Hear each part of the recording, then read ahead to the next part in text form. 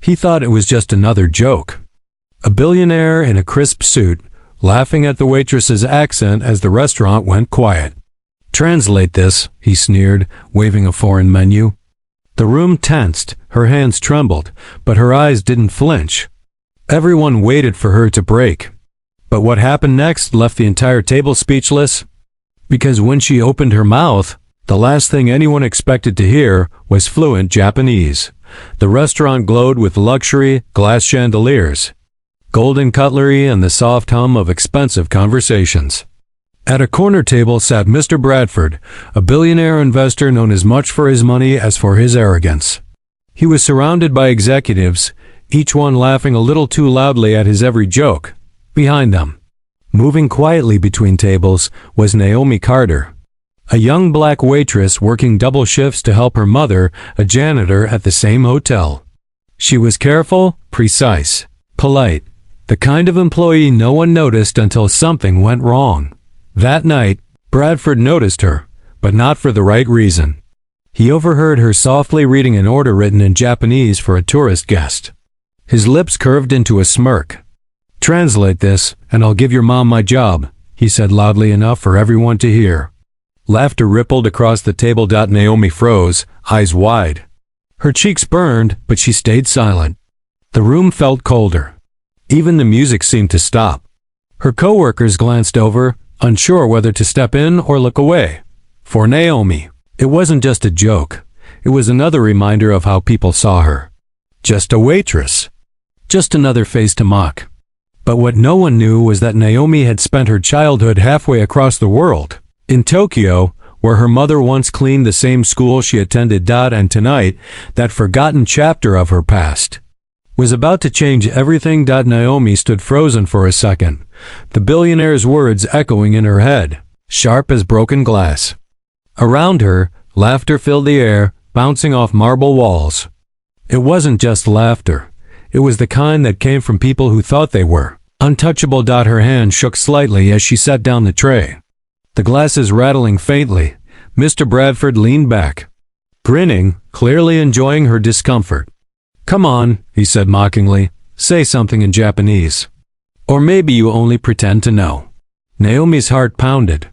She could feel every pair of eyes on her, customers, coworkers, even the restaurant managers standing near the kitchen door. She remembered her mother's words, "Never give them your pain. They don't deserve it." She took a slow breath, forcing her trembling hands behind her back. But inside, her chest burned, not with fear, but with quiet rage. She thought of her mother scrubbing the hotel floors every night, smiling even when people didn't look her in the eye. She thought of the years she spent in Tokyo, where she learned to write and speak perfect Japanese because her mother wanted her to have more dignity, more pride, more future. And now, a man who had never known struggle, who had never earned anything beyond a signature, was mocking all of it like it was a party game. The room waited. Someone coughed nervously. Another whispered, "Just ignore him." But Naomi couldn't. Not anymore. She straightened up slowly, her posture changing. No longer the shy waitress, but someone calm and composed. The executive stopped laughing, noticing the shift. Mr. Bradford's smirk faltered slightly, but he hid it behind another laugh. "Didn't think so," he said. "You people always talk big, never deliver." Her eyes locked on his. Something inside her clicked, a quiet, steady strength. Without a word, she stepped closer to the table, her shadow falling across the white linen cloth. The billionaire raised an eyebrow, waiting for her to stutter or walk away. But Naomi didn't flinch. She looked directly at the Japanese text on the menu, the same one he had tossed aside a minute ago. Her lips parted, and the words began to flow effortlessly, flawlessly, in perfect Japanese. The sound sliced through the room like electricity. It wasn't just that she spoke, it was the way she spoke, smooth, confident, every syllable carrying years of respect and fluency. Conversations around the restaurant went silent. Even the clinking of glasses stopped. Bradford blinked, his jaw tightening as he realized this wasn't a stunt. She wasn't bluffing. She had just translated the entire page and then politely corrected the pronunciation of one of the dish names that even he had gotten wrong earlier. Someone at the table murmured, "Wait, she actually knows it?" Naomi gave a small bow, her voice calm but firm. "Would you like me to continue, sir?" Bradford's smirk was gone. For the first time that evening, the laughter had died, and something else had taken its place, shame. But this wasn't over yet. The restaurant manager, sensing tension, started walking over, and what happened next would turn an awkward dinner into a viral moment that none of them would ever forget. The restaurant had gone dead silent. Forks hovered mid-air, glasses frozen halfway to lips. Even the piano player stopped mid-note. All eyes were on Naomi, the waitress who had just shattered every arrogant assumption in the room. The manager hurried over, face tight with confusion. "Is there a problem here, sir?" he asked cautiously. Bradford shifted uncomfortably in his seat. His confidence was slipping, but pride wouldn't let him back down. "No problem," he muttered, forcing a smile. "Just some miscommunication."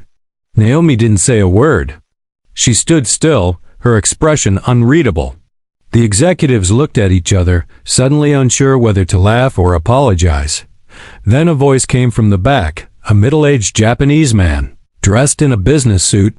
He stood, walked over, and bowed to Naomi. "Your pronunciation," he said softly, "is flawless.